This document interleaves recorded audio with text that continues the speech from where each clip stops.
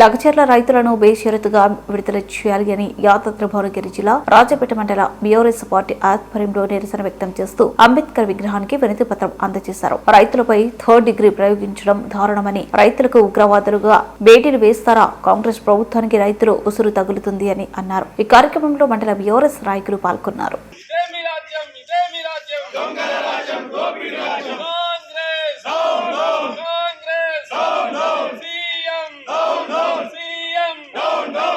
కొడంగల్లోని లగచర్ల గ్రామంలోని రైతులను అక్రమ కేసులు పెట్టినటువంటి రేవంత్ రెడ్డి అక్కడ మంచి పంటలు పండేటువంటి భూములను లాక్కొని రైతులకు బేడీలు వేసినటువంటి రేవంత్ రెడ్డిని ఇప్పుడు ఇవాళ మనం బీఆర్ఎస్ పార్టీ ఉండగా మన ముఖ్యమంత్రి గారు కేసీఆర్ గారు ఉండగా రైతులకు మంచి పండుగలాగా ఉండే ఇప్పుడు రైతులకు బేడీలు వేస్తున్నారు. కాబట్టి రైతులను ఉపసంహరించుకోవాలి కేసులు అని చెప్పేసి రాజపేట మండల పార్టీ తరఫున బీఆర్ఎస్ కుటుంబ సభ్యులందరం కలిసి అంబేద్కర్ రాజ్యాంగం రచించినటువంటి అంబేద్కర్ గారికి మేము ఈరోజు వినతిపత్రం ఇచ్చినాము. ఇలా రాజ్యాంగం ఉన్నది, రాజ్యాంగంలో ప్రకారంగా నువ్వు ఆ రోజు మాయామాటలు చెప్పి అధికారంలోకి వచ్చినావు.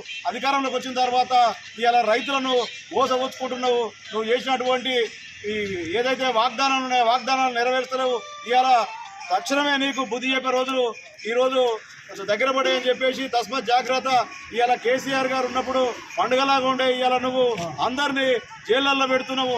అసలు నువ్వు ఆ రోజు ఎవరిని కూడా మాట్లాడనీయకుండా ఏదో మాయమాటలు చెప్పినావు. ఈ రోజు దీనికి న్యాయం కాదని చెప్పి ఉపసంహరించుకోవాలని చెప్పేసి రాజపేట మండల పార్టీ తరఫున మేము లగచర్లలో రైతుల అక్రమ అరెస్టులను ఖండిస్తూ మా వర్కింగ్ ప్రెసిడెంట్ కేటీఆర్ గారి ఆదేశాల మేరకు నిరసన కార్యక్రమం చేపట్టడం జరిగింది.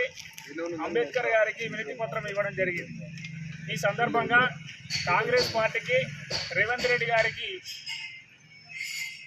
అంటే లగచర్ల రైతులని అక్రమంగా కేసులు పెట్టి థర్డ్ డిగ్రీ ప్రయోగించి వారిని జైల్లో చిత్రహింసలు పెడుతున్నారు.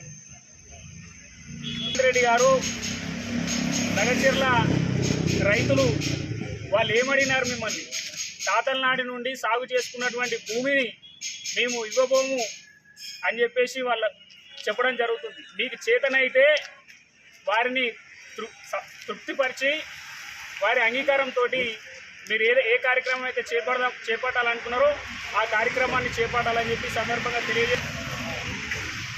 రైతులని ఈరియా నాయక్ అనే రైతును కూడా ఈరోజు జైల్లో వారికి గుండెపోటు రావడం జరిగింది.